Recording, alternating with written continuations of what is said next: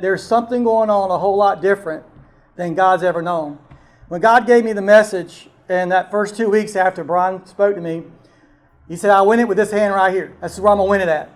And people will be saying things about me, and that's how I'm going to win it. I'm going to have a different campaign. It's not me screaming and hollering and juking and jiving in every little arena trying to get you to do a happy dance for me. It's people's message like Brian just did. And Tricia and Barry will be next after Paige, and now Paige is gone. But Glenda, tell us about what God did with us on a trip to Southside Middle School, the new one. I know. We were being introduced to our new building, which we'll be moving into very soon. August 1st. And so I noticed Brian, but I also noticed our superintendent. And currently, One Child at a Time and Florence One Schools are partnering in a pilot program that we wrote together to educate 6th through 12th grade students on online safety and human trafficking. Now, they are our state standards. They are in our state standards for our schools all over the state with no curriculum until One Child at a Time. So I noticed our superintendent and I was like, oh, Lord, please let me get a chance to introduce myself. Just didn't happen. But this young man met me out in the parking lot, and he said, I'm Brian Chapman. I said, I'm Glenda Skipper. Very nice to meet you. And so we talked for a few minutes about what each of us were doing, and he said, we got to sit down and talk. So the next morning, we sat down in my office, and we laughed, we cried. We were just so open with what each of us are trying to accomplish for our children here in our state. And I just know that Brian Chapman is going to be an amazing superintendent of education because he cares about the children. He cares about their safety. One Child at a Time has educated over 14,000 children in the past 4 years. We've educated our teachers in Florence District 1, and they have educated 2,500 of our students this year alone. So children want to talk about it. They need to talk about it. They're suffering in silence. And my prayer was, Lord, where do I go from here? How do I make sure that all the children know how to be safe online? And His answer was, Brian, I believe that with my whole heart. I support him with everything I got. And at the end of the day, we are good friends. And Kim is amazing. And I just love them. So as she's spoken at churches and spoken, I don't normally introduce myself on school visits. Tricia and I and Barry and all of us go, we're not like, hey, we're school board members, kiss our ring. That's not how we work. We like to go incognito because the last 8 years of being online, you can't go anywhere without getting viral attacks and verbal abuses and misunderstood. That's my middle name. So I said, I'm going to be misunderstood in Florence. Why not be misunderstood in Columbia? It's the same thing.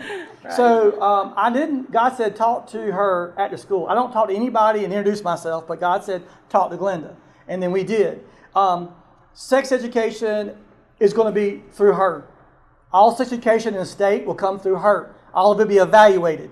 In the sexualization of our lives, my daughter being in California, I know what's going on there and I know what's happening here. And everybody in my church knows my story. I was in a same-sex relationship for 3 years, 30 years ago. I know their agenda, and I love them. I've been ministering to same-sex strugglers for my life. I love to help everybody. I'm not here to fire anybody for your sexual orientation. I'm here to get the love of Jesus and let the Holy Spirit move in marvelous ways. So she is going to be helping us filter through that, as well as Predator Online. We have saved 25 to 26 as of third quarter that were on the verge of being targeted. Yes. Do you? I don't have the final number, but it was around 42. Every student, after they get the education from the teacher, it's 20 minutes. The teachers love it. They say it's the easiest thing they've taught in that spectrum of education because they do drugs and sexuality and things like that. But human trafficking, online safety, they were like, this is the easiest program I've ever taught. So with that, there was about 24 to 2,500 students educated, and 38 was my last count that checked the box. They have an exit ticket after they're taught. And that exit ticket is 5 questions. Did you know what human trafficking was before this class? Do you talk to online predators? Will you talk to online predators after being educated? And what are some of the apps that you know that weren't discussed? And the final question is the most important. Are you currently being threatened by an online predator now?